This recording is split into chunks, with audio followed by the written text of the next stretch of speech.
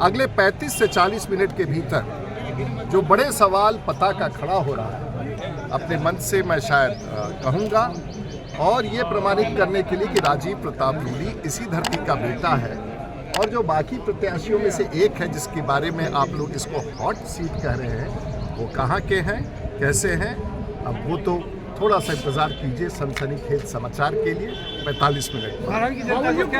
सारण से बीजेपी प्रत्याशी राजीव प्रताप रूडी ने सारण लोकसभा क्षेत्र से अपना नामांकन कर दिया है। नामांकन के बाद मीडिया से बात करते हुए रूडी ने कहा कि राजीव प्रताप रूडी इसी माटी का बेटा है, बाकी लोग कहाँ के हैं ये बात मैं बताऊंगा अभी, जिसके चलते ये सीट हॉट सीट बनी हुई है। उनके नामांकन में आपको बता दें कि बिहार के दोनों उप मुख्यमंत्री सम्राट चौधरी और विजय सिन्हा मौजूद था। आपको सुनाते हैं कि सम्राट चौधरी और विजय सिन्हा ने क्या कुछ कहा है। स्वाभिमान के साथ खिलवाड़ किया, बिहार के सामाजिक समरसता को तोड़ा, बिहार के अंदर समाज को लड़ाने का और नरसंहार का खेल खेला है, उसी का नाम श्रीमान लालू प्रसाद यादव है।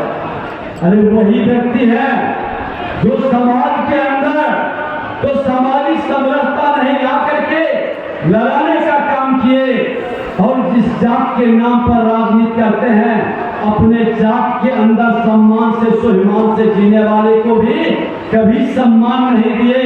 इसकी चर्चा हो चुकी है, लेकिन मैं इतना तो कहना जरूर चाहूंगा कि ठीक है श्रीमान लालू प्रसाद यादव जी, आपका परिवार पारिवारिक जिम्मेदारी चलाने के लिए बिहार की जनता के भविष्य के साथ खिलवाड़ न करे।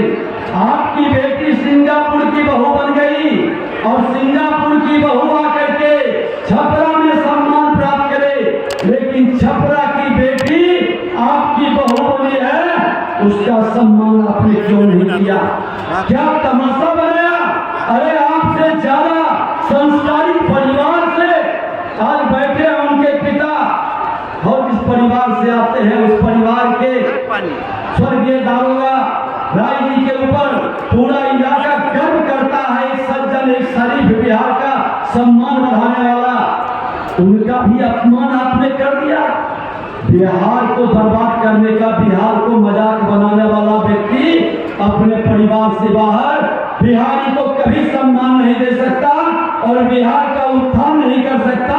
और छपरा में ये ढोंग और भ्रम की वातावरण बना करके जिस तरह से बिहार के लोगों के मन के अंदर ये सत्तावादी लूटशाही की प्रवृत्ति पैदा कर रहे हैं।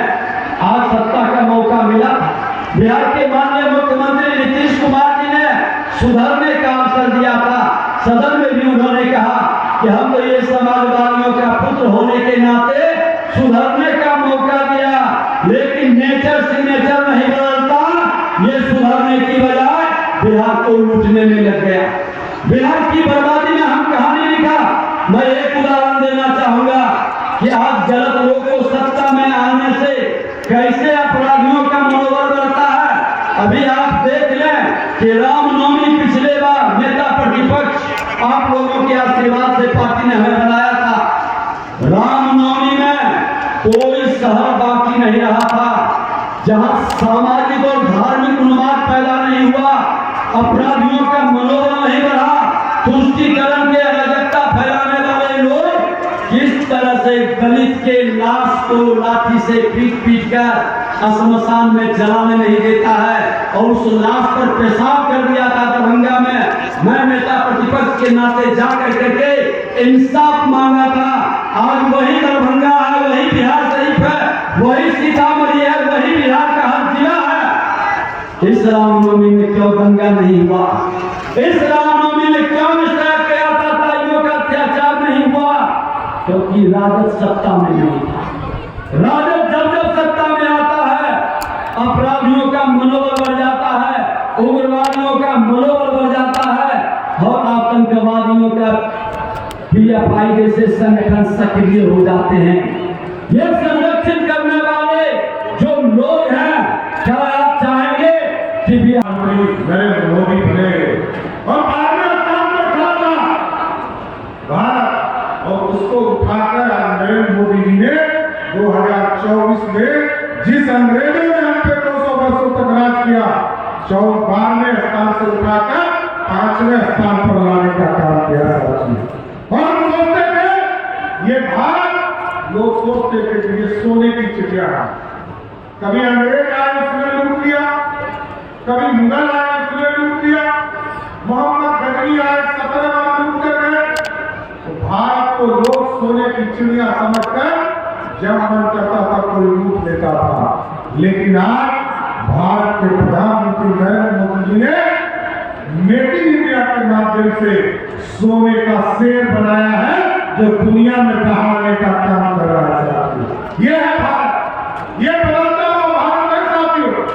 और आप सोचते हैं, लोग आपसे पूछते हैं अपने गांव में जाएंगे कि आज मोदी जी ने क्या किया, जादू किया। आप सोचिए, अभी कल ही जो है निर्मला सीतारमण जी ने ट्वीट किया, मैं फाइनेंस डिपार्टमेंट का भी मंत्री हूँ यहाँ से। देश के फाइनेंस मिनिस्टर ने पहली बार कहा कि इस वर्ष का पहला जो अप्रैल महीना होगा 2,10,000 करोड़ रुपया सीधा टैक्स से, जीएसटी के माध्यम से